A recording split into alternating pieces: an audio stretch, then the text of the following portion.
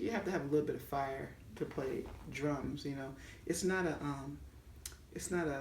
you know you know what lackadaisical instrument. You can't be all like, I'm playing.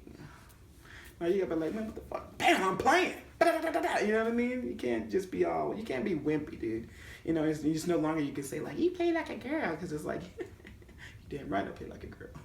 You wish you could play like this girl, you know what I'm saying? I'm going down, going down, down, down, down, down. I got my big feet in the window, head on the ground.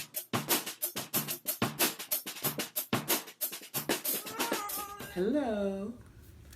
My name is Daria Johnson, and I am a drummer here in the Bay Area. I play drum set or drum kit, whichever you would like to use. I do either. I've been playing drums for a while. I honestly have lost count. I stopped counting at 20 My first instrument was clarinet, actually.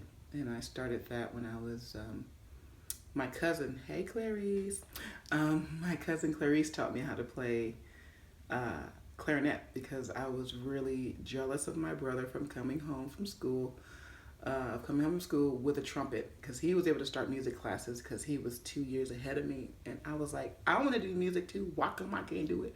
What I really wanted to play was bari sax, though. That's why I auditioned for jazz band, because I saw the bari sax being played, when I was coming up in school. And I was like, that instrument is freaking cool. I want to play that. And the teacher was like, so does anybody else want to play bari? And nobody was raising their hand because I felt like I couldn't do it since I didn't have seniority. But nobody was raising their hand. I was like, I do. I want to play it. It's like, okay, cool. You go ahead and take it. And I was like, I get to play bari. I'm so excited. And I went home and I practiced, blowing as hard as I can. I finally got it. And there was this one song. I can't remember the name of the song. But there was this little bari, like solo section. Just the bari just honking the line, I think, with the bass. So everything's happening, I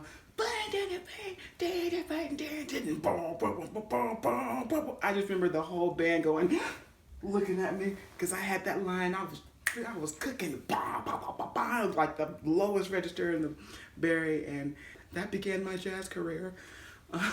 Playing bari kicks and the arrangements, and a lot of the parts that I played, I noticed mirrored the bass.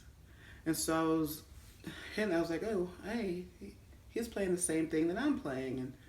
And then I started also noticing there were certain kicks in the drums that were happening. And I was like, wait a minute, that's kind of going with the bass part. And I started to hear more of the arrangement, of the individual parts and the arrangements and the roles that the instruments played, and then how they, correlated with each other.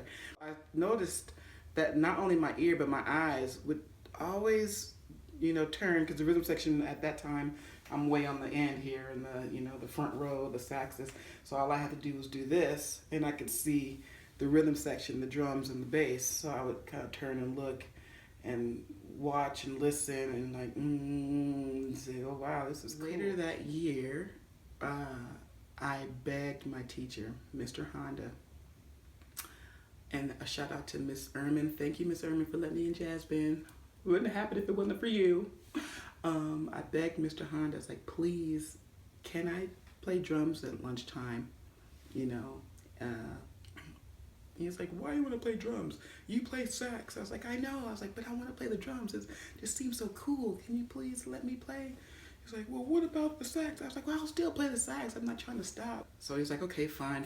So every lunch period, I would scarf down my lunch and run to the music room and knock, and he'd let me in, and I'd get behind the drums, and I'd hit things, and I'm like, wow, what does this do? Like, okay, this is how they sat at the drums, and they did stuff like this.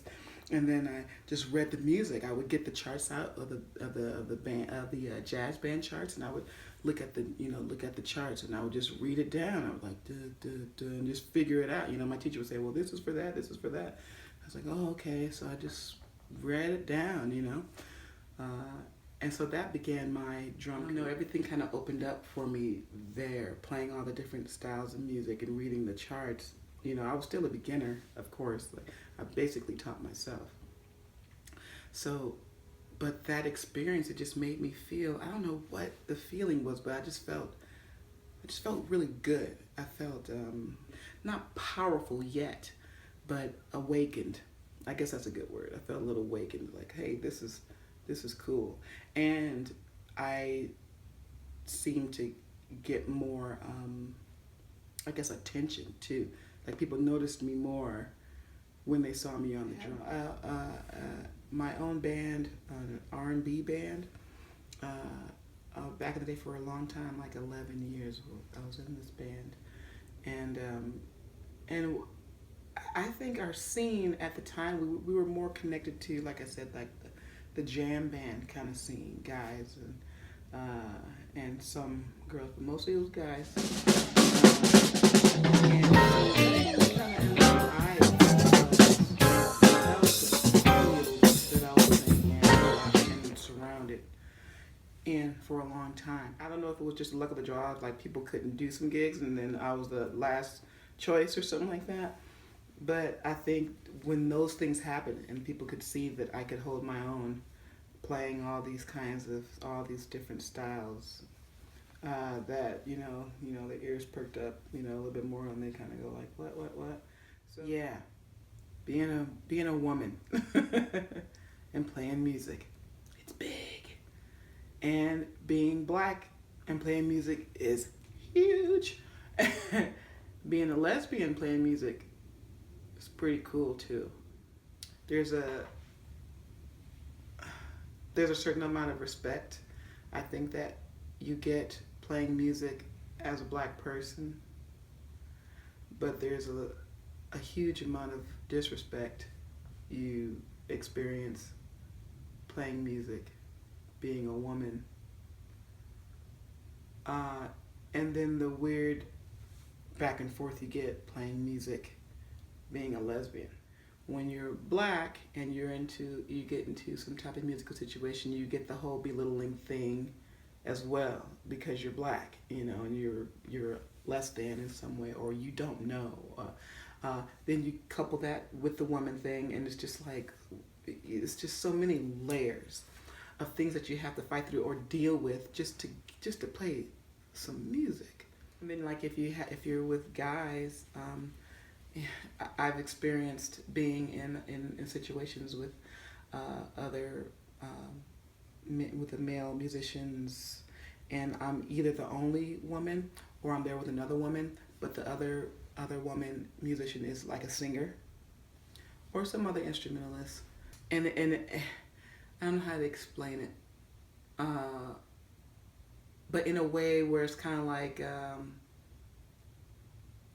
Maybe like a father or a big brother, like, oh, let my sister, that's cool, yay. I am so happy and thrilled and just happy that I'm involved in this project right now with these incredible musicians, Pamela Rose, Tammy Hall, Ruth Davies, Kristen Strom. We're doing this. Pamela Rose, Bay Area jazz singer, blues singer. She's awesome. It's called Blues as a Woman, and it's debuting. The whole show is debuting next year in January. But we've done some preview shows around town, just doing Act 1. So next year is going to be Act 1 and Act 2, and I'm just really excited. There's a lot of times where I thought about not doing music anymore. Like, I was at a crossroads many times. And you know what? Now I think about it, each time that I was at that crossroad, it was a woman musician that helped me to continue, to get over that hurdle. Ever since then, I just felt like my musical world and musical spiritual world just broke open, and just it's like Genesis, you know, like Star Trek Genesis. Do you know what I mean? And that whole little Genesis thing, and this whole planet, and it's like, you know, greenery and water and just life and happiness and feeling young and all that kind of stuff, and being young, becoming young, you know, Spock and everything. Anybody else, you know what I'm talking about. Anyway, if you don't know, you should. So that was just awesome. That's what it felt like. That's what it feels like being a part of this project and playing with these incredible people. Much more nurturing to the soul in every way, you know, every way. And it's nice to feel, you know, appreciated and included and accepted, and you know, like there's somebody in your corner rooting you on and supporting you, supported.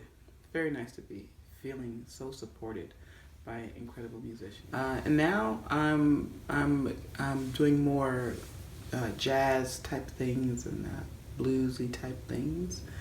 And this wonderful project, meeting a lot of other fabulous female musicians, or just fabulous musicians, period. They happen to be women. And it's been so incredibly amazing.